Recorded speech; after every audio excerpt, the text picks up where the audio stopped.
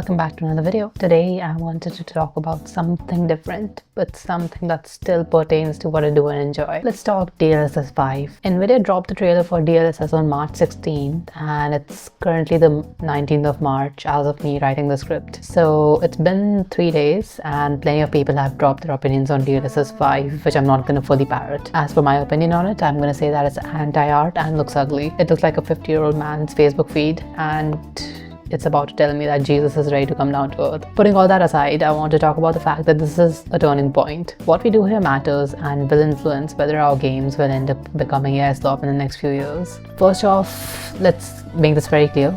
Games are art. They very much reflect the human element that went into making them. And I do mean all games.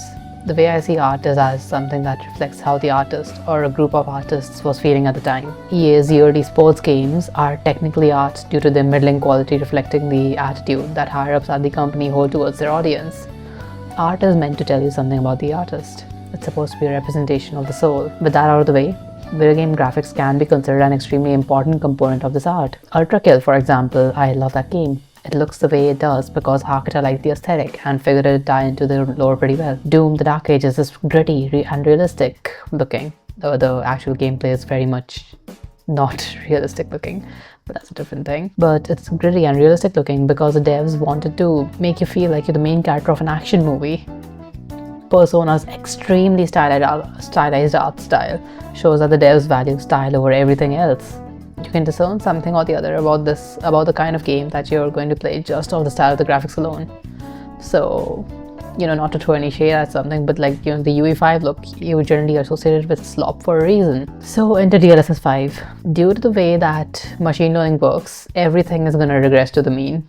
If I were to take the scene and ask a human model artist to apply textures to it, I'd get a variety of different renditions of what people think fits the scene the best. And AI, on the other hand, will always go with what it's trained on.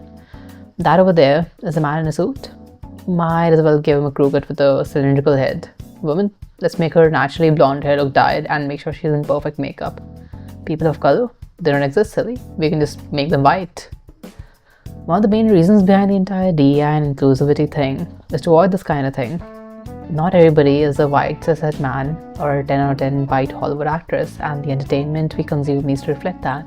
Grace, for this example, Grace from Resident Evil Requiem, she sits behind a computer and works. She's an FBI agent. Why the hell would she have perfect eyeliner and makeup while going over to investigate her mother's murder? Did her mom tell her to always slay? Also look at the street. There's a good chance that this is going to look insanely horrendous in motion, unless NVIDIA somehow manages to find a video generation model which can run in real time as well as look good. The fact that they need two 5090s to achieve this doesn't bode very well for the future. Also, let's talk lighting. I don't like what DLSS 5 does with lighting. Well, yeah, from the future here. It turns out that DLSS 5 is in fact an AI filter. Incredible work, NVIDIA. Opting to make everything look like a Marvel movie set. Tell me that this scene from the Thunderbolts and this scene don't seem to have the same environmental lighting.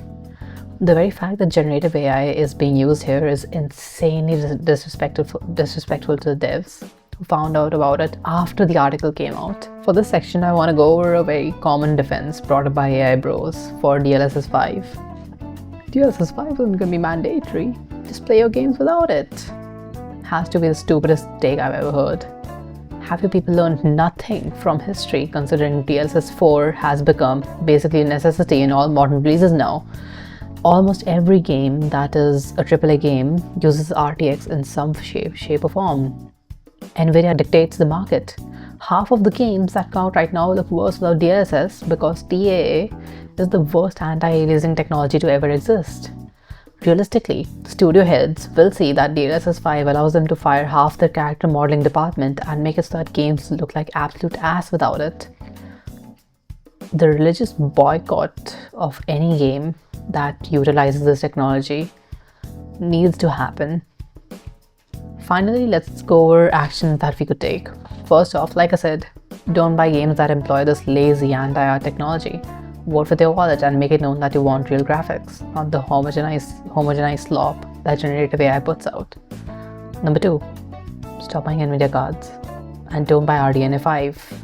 If AMD is gonna pull the same kind of bullshit, and you've already got a card that's on par with the 4070 and has 12 gigs of free RAM or better, you don't need to upgrade.